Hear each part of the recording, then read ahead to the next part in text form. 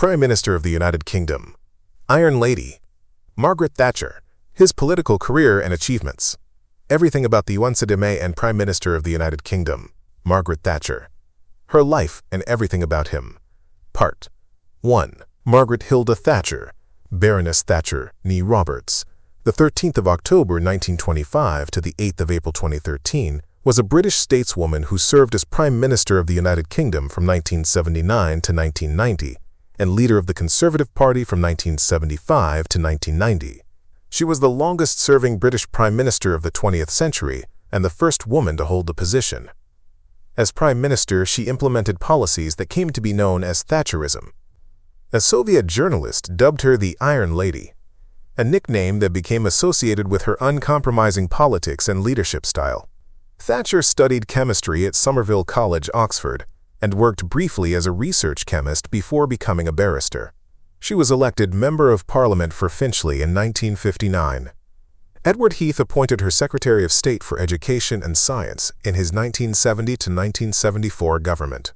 In 1975, she defeated Heath in the Conservative Party leadership election to become Leader of the Opposition, the first woman to lead a major political party in the UK. On becoming Prime Minister after winning the 1979 general election, Thatcher introduced a series of economic policies intended to reverse high inflation and Britain's struggles in the wake of the winter of discontent and an oncoming recession. Her political philosophy and economic policies emphasized greater individual liberty, the privatization of state-owned companies, and reducing the power and influence of trade unions. Her popularity in her first years in office waned amid the recession and rising unemployment.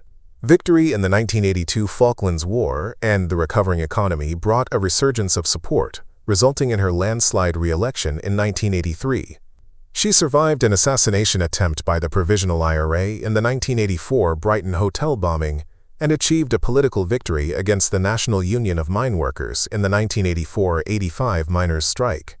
In 1986, Thatcher oversaw the deregulation of UK financial markets, leading to an economic boom in what came to be known as the Big Bang. Thatcher was re-elected for a third term with another landslide in 1987, but her subsequent support for the community charge, also known as the poll tax, was widely unpopular, and her increasingly Eurosceptic views on the European community were not shared by others in her cabinet. She resigned as Prime Minister and party leader in 1990 after a challenge was launched to her leadership and was succeeded by John Major, her Chancellor of the Exchequer. After retiring from the Commons in 1992, she was given a life peerage as Baroness Thatcher of Kesteven in the county of Lincolnshire, which entitled her to sit in the House of Lords. In 2013, she died of a stroke at the Ritz Hotel, London, at the age of 87. A polarizing figure in British politics, Thatcher is nonetheless viewed favorably in historical rankings and public opinion of British prime ministers. Her tenure constituted a realignment towards neoliberal policies in Britain. The complex legacy attributed to this shift continues to be debated into the 21st century. Margaret Hilda Roberts was born on the 13th of October 1925 in Grantham, Lincolnshire. Her parents were Alfred Roberts (1892 to 1970) from Northamptonshire and Beatrice Ethel Stevenson (1888 to 1960) from Lincolnshire. Her father's maternal grandmother, Catherine Sullivan, was born in County Kerry, Ireland. Roberts spent her childhood in Grantham, where her father owned a tobacconist's and a grocery shop. In 1938, before the Second World War, the Roberts family briefly gave sanctuary to a teenage Jewish girl who had escaped Nazi Germany. With her pen-friending elder sister Muriel, Margaret saved pocket money to help pay for the teenager's journey. Alfred was an alderman and a Methodist local preacher. He brought up his daughter as a strict Wesleyan Methodist, attending the Finken Street Methodist Church. But Margaret was more skeptical. The future scientist told a friend that she could not believe in angels, having calculated that they needed a breastbone 6 feet 1.8 meters long to support wings. Alfred came from a liberal family but stood as was then customary in local government as an independent. He served as mayor of Grantham from 1945 to 1946 and lost his position as alderman in 1952 after the Labour Party won its first majority on Grantham Council in 1950. Roberts attended Huntingtower Road Primary School and won a scholarship to Kesteven and Grantham Girls' School, a grammar school. Her school reports showed hard work and continual improvement. Her extracurricular activities included the piano, field hockey, poetry recitals, swimming and walking. She was head girl in 1942-43 and outside school. While the Second World War was ongoing, she voluntarily worked as a fire watcher in the local ARP service. Other students thought of Roberts as the star scientist, although mistaken advice regarding cleaning ink from parquetry almost caused chlorine gas poisoning. In her upper sixth year, Roberts was accepted for a scholarship to study chemistry at Somerville College, Oxford, a women's college, starting in 1944. After another candidate withdrew, Roberts entered Oxford in October 1943. Following her arrival at Oxford, Roberts began studies under X-ray crystallographer Dorothy Hodgkin, the tutor in chemistry for Somerville College since 1934. Hodgkin considered Roberts a good student, and later recalled, "One could always rely on her producing a sensible, well-read essay." She opted to read for a classified honors degree, entailing an additional year of supervised research. As her thesis supervisor, Hodgkin assigned Roberts to work with Gerhard Schmidt, a researcher in Hodgkin's lab, to determine the structure of the antibiotic peptide gramacydin S. Although the research made some progress, the peptide structure proved more complex than anticipated, and Schmidt would only determine its full structure much later. Roberts by then, Thatcher learned this in the 1960s while visiting the Weizmann Institute, where her former research partner was then working. Roberts graduated in 1947 with a second-class honors degree in chemistry, and in 1950 also received the degree of Master of Arts as an Oxford BA. She was entitled to the degree 21 terms after her matriculation.